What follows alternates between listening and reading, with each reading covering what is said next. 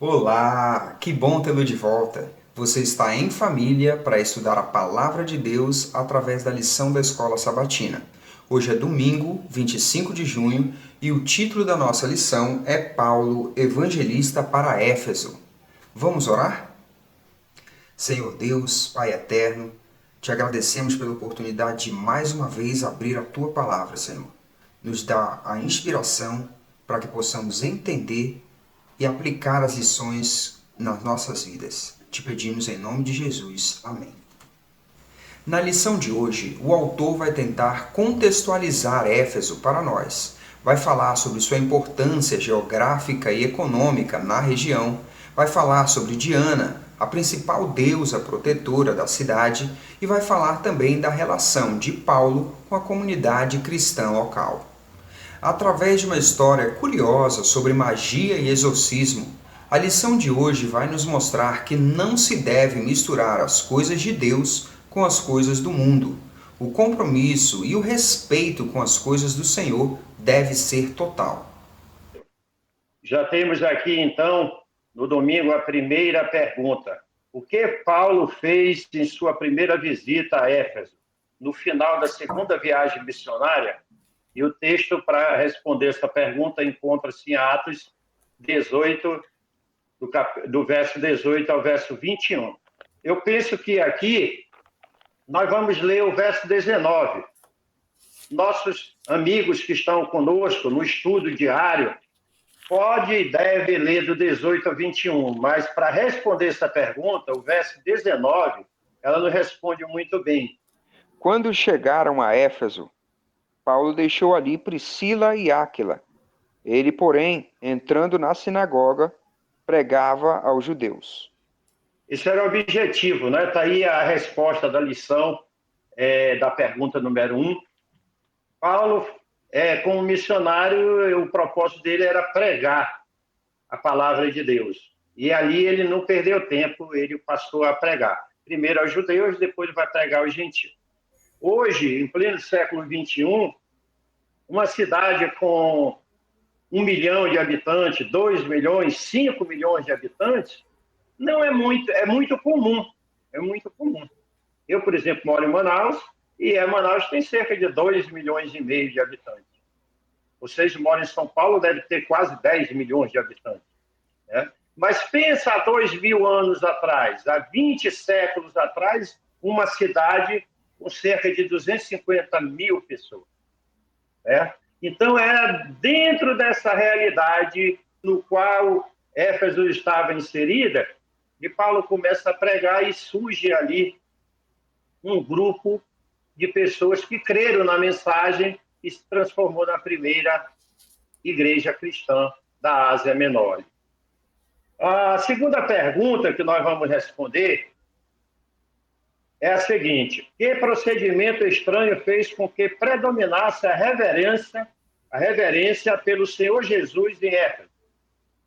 O texto é Atos 19, do 13 ao 20. Então, ali em Éfeso, houve um acontecimento estranho, certo? Que levou temor às pessoas.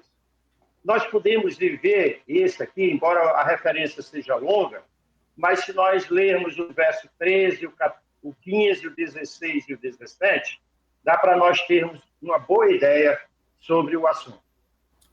O verso 13 diz assim: alguns judeus exorcistas ambulantes tentaram invocar o nome do Senhor Jesus sobre pessoas possuídas de espírito maligno, dizendo: ordeno que saiam pelo poder de Jesus a quem Paulo prega.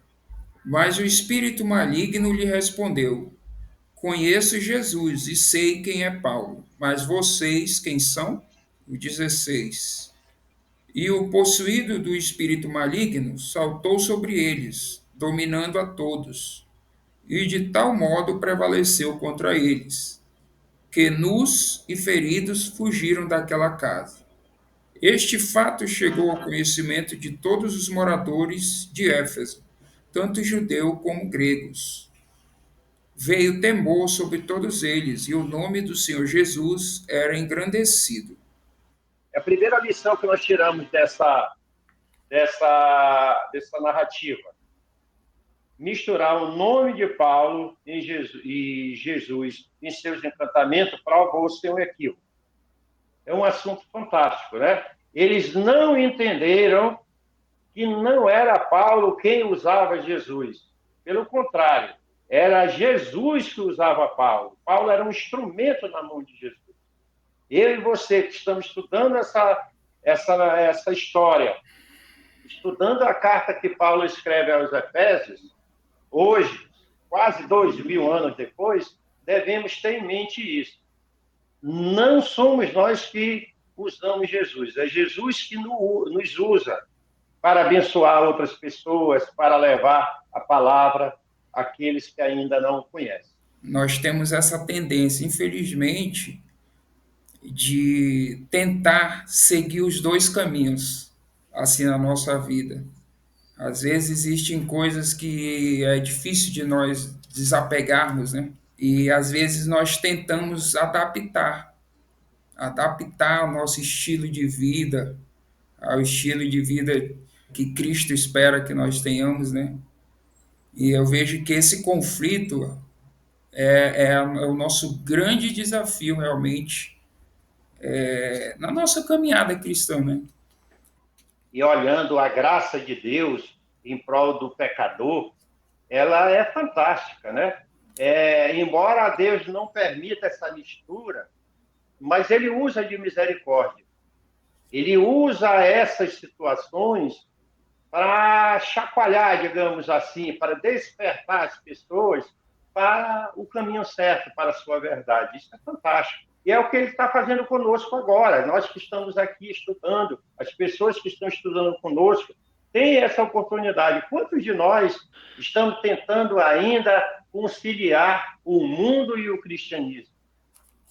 E, pai, esse sentimento humano é muito forte mesmo, assim, né? Nós nos livrarmos dessa nossa autossuficiência, porque, assim, nós temos a tendência, muitas vezes, de não queimarmos as pontes, né?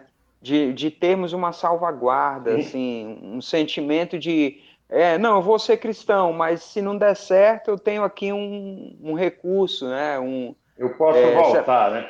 Eu posso voltar, eu não vou abrir mão de toda a minha vida, porque meus amigos, porque minha família, porque meu trabalho, porque meu estilo de vida, né? Como que eu vou abrir mão de tudo isso? E aí, às vezes, nós vamos com um passo tímido em direção ao cristianismo, em direção ao que Deus espera de nós, mas sempre deixando na reserva alguma possibilidade de volta.